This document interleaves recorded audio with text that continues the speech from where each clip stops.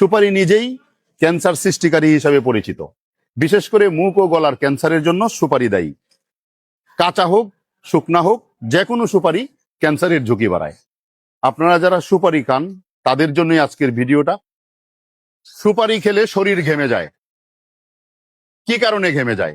অনেক সময় অনেকের মাথা ঘোরায়, দুর্বলতা লাগে। এর কারণ কি জানি আমরা? নিয়মিত সুপারি চিবালে মুখের শ্লৈষ্মিক ঝিল্লি শক্ত হয়ে যেতে পারে। একে সাধারণত ওরাল সাবমিউকাস ফাইব্রোসিস বলা হয়, যা ধীরে ধীরে মুখ খুলতে কষ্ট তৈরি করে। ক্যান্সারের ঝুঁকি বাড়ায়। সুপারি নিজেই ক্যান্সার সৃষ্টিকারী হিসাবে পরিচিত।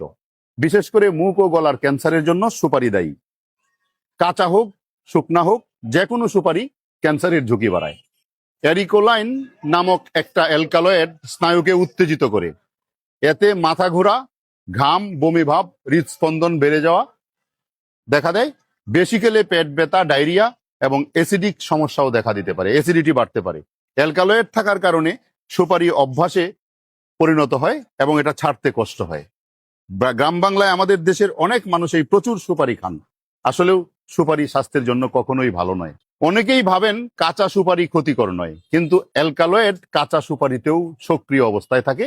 বরং কাঁচা সুপারিতে অ্যারিকোলাইনের প্রভাব কখনো কখনো বেশি অনুভূত হয়।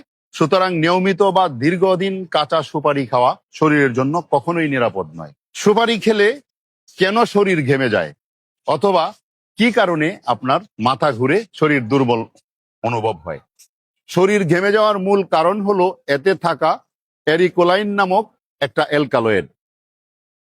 অ্যারিকোলাইন নামক অ্যালকালয়েডটি আমাদের প্যারাসিম্পেথেটিক নার্ভাস সিস্টেমকে সক্রিয় করে তোলে। এই সিস্টেম ঘাম গ্রন্থিকে সরাসরি উদ্দীপ্ত করে এবং লালা ও ঘাম একসাথে বৃদ্ধি পায়। তাই সুপারি খেলে মুখে প্রচুর লালা ঝরে, চোখ থেকে পানি আসে আর শরীর ঘামতে থাকে। হৃদস্পন্দন ও রক্ত সঞ্চালন বৃদ্ধি পায়। এতে শরীর নিজেকে উত্তেজিত অবস্থায় নিয়ে যায়। ঘাম স্বাভাবিক প্রতিক্রিয়া হিসাবে বের হতে থাকে।